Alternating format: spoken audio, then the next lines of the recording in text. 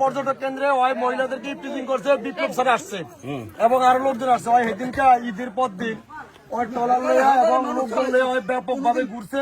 পরে স্যারে সেখানে এই ইফটিজিং রোধের জন্য স্যারে সেখানে কোনোভাবেই ইয়ে করতে পারে না। ওই এইটা শুনিয়া টলার অন্যদিকে বেরিয়ে পরে ওই নামিয়ে গেছে।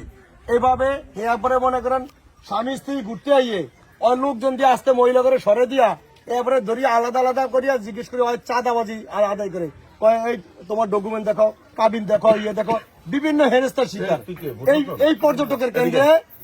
এর মধ্যে একটা ঘটনা ঘটছে, 30,000 টাকা নিচে এবং জিনিসপাতি নিয়ে গেছে। এগুলো সব ওর নেতৃত্ব হয়েছে।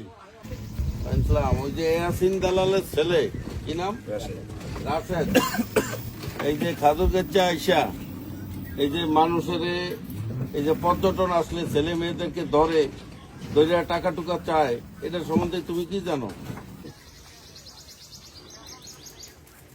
এখন তো আমি আরে পাইলাম হয়, তাইলে ঘটনা সত্য।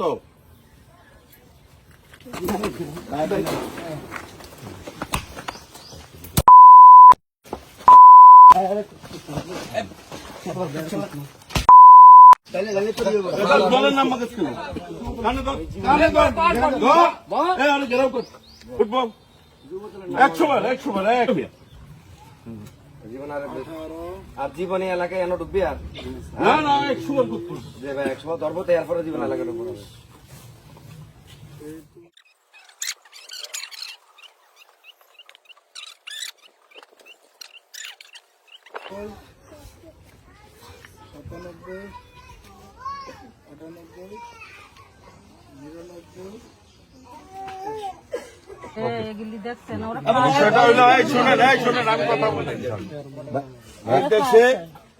এই চরফেশনের খাদুর দেখছে আপনাদের এই এলাকায়, এই যে বিভিন্ন এলাকা থেকে পর্যটক আসে, কথা খেয়াল করেন আপনারা। পর্যটক আসলে আপনাকে লাভ হয় না, আপনারা আপনি কথা বলবেন না। একজনের ব্যবসায়ী থাকলে তার বেচা কিনা হয়, একজনের যদি ট্রলার থাকে সেটা চলে। এরপর আপনার এলাকায় যারা দোকানদারি করে তাদের বেচা কিনা হয়। পর্যটক আসলে কি লাভ হয় না, না হয়? এটা বলেন। লাভ হয়, সবাই বলেন। যদি লাভ হয়, আর যদি এরকম সন্ত্রাসী কার্যকলাপ করে, কোন সন্ত্রাসী যদি একটা মেয়ে ছেলে ঘুরতে আসে, স্বামী স্ত্রী ঘুরতে আসতে পারে, আসে না? আচ্ছা, এখানে যদি ওই মেয়েকে আটকানো হয়, ছেলেকে আটকানো হয়, তাহলে কি আর আসবে? কেউ আসবে? তো আপনাদেরও তো দায়িত্ব আছে নাকি? আমরা কি ওই চরপেশন থেকে আইসা নাইলে আজকে ধরলাম এই সন্ত্রাসীদের, আমরা কি সবসময় পারুন? এই এলাকার স্বার্থে এই যে মানুষ ঘুরতে আইলে যদি আপনাদের লাভ হয়, তাহলে আপনাদের কি দায়িত্ব নাই? দায়িত্ব আছে। এরপর যদি এরকম কেউ সন্ত্রাসী কার্যকলাপ করে, আপনারা কি বানতে পারবেন না? পারবেন সবাই? আতুক সেন থেকে কারা পারবেন?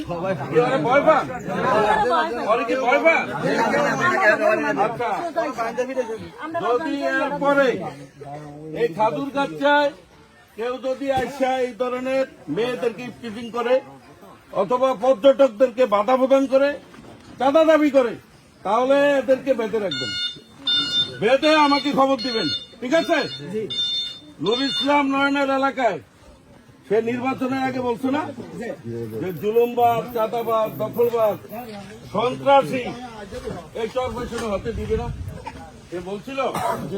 এখন নির্বাচনের পরে তো ভোট শেষ, কিন্তু নুর ইসলাম নয়নের কথা হইল যে এখন ভোট শেষ হয়েছে, এই 5 বছরে আমাদের পাবলিকের কাজ করতে হবে, এই জুলুমবাজ, সন্ত্রাস, চাঁদাবাজ বন্ধ করতে হবে নাকি?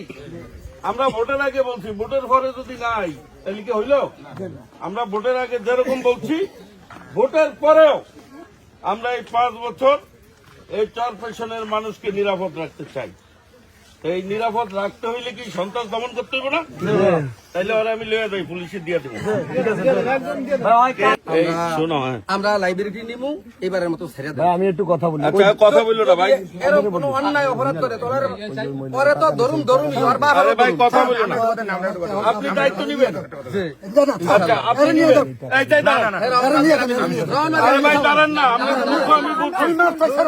আচ্ছা কে কে দায়িত্ব নিচ্ছেন? না আপনারা দায়িত্ব নিচ্ছেন? আমরা দায়িত্ব নিচ্ছি। এই রওনা দিই, ওই যে অগর থেকে টাকা নিছে, এই টাকা দিব কে? আচ্ছা মহিলাদের কাছে টাকা নিছে, এই টাকা দিব কে? আপনি তো কোনো দোষ না। আরে ভাই কিছু হয় তাইলে কিন্তু আপনারা দলের হিসাবে দায়িত্ব থাকবে। তাইলে কিন্তু আপনাকে বিরুদ্ধে আমরা সাংগঠনিক ব্যবস্থা নেব। এই দায়িত্ব আপনি নিছেন ইনশাআল্লাহ। ঠিক আছে, আপনার সম্মানার্থে আমি ছেড়ে দিলাম।